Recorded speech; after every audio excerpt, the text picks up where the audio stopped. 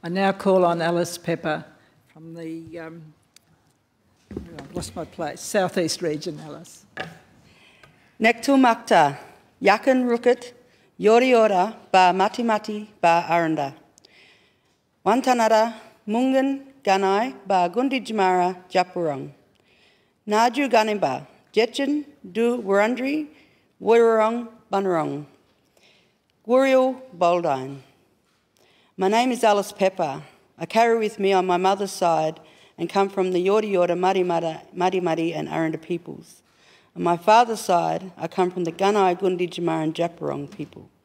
I'm grateful to be on the lands of the Wurundjeri, Woiwurrung and Bunurong people. I pay my respects to the ancestors, past and present, and I acknowledge future leaders. One of those leaders are sitting here, witnessing this today, is my son, Xavier, and my husband, Huey. I want to acknowledge the strength and resilience of my people. It's because of them that I have the opportunity to stand here. I want to acknowledge that there are 38 clans and nations across Victoria, of which I hope that are recognised and included in the conversations that have the right to input into the frameworks that we will develop in order to negotiate treaties for our future generations.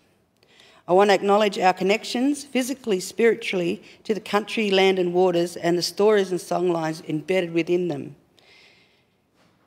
That is the very essence of who we are as Aboriginal people that have lived here and survived here for thousands of years. Some of those songlines are currently under threat, like the Japurong birthing trees on my Gundi Jamara country, the Murrumbidgee River on my Yorta Yorta Muddy Muddy country, and the rivers and lake systems and bushlands on my Gunai country, Gunai Kurnai. All under threat of destruction, mining, greed and the fast declining of the health of our land due to the rapid climate change. This is in turn making a lot of us sick. It's most important for us to be able to address these issues through this journey to treaty so that our future generations can stand strong on country, living their culture, living healthier and longer, and aspiring to be who they want to be.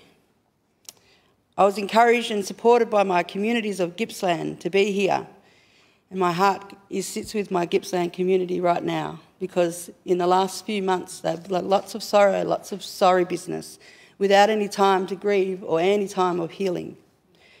My heart is with you all. They are why I'm here, to advocate and magnify their voices so it's heard at the state level, ensuring that open dialogue and transparency to our communities happens throughout this phase so we can influence a structure and a framework to negotiate treaties that will reflect changes in a system that clearly doesn't work for us because we haven't been at the heart or the decision-making of those systems.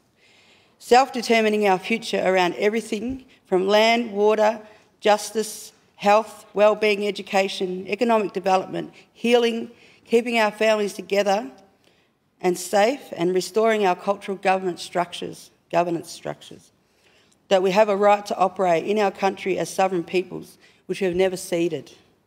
The time is now. Our future generations are depending on us to get this right. And before I leave, I just wanted to tell a story of one of my Aranda nans that I met in Alice Springs that we're still trying to form linkages and kinship with because of the stolen generation. When I was there, they hadn't had rain for a long time, and it rained and everybody was getting excited, opened the windows, opened the doors, and she said to me, "You brought the rain, my darling." And I said, "Yeah, it's cold in Gippsland." I probably did. But what she meant was that the rain has come. There's lots of footprints that have been here before us. The rain has come to wash some of those away to make some room for ours. And that's what I think we're doing here today, is we need to walk in our ancestors' footprints and we need to make some room for the leaders and the future generations. And that's what I'm here to do with all of you. So thank you.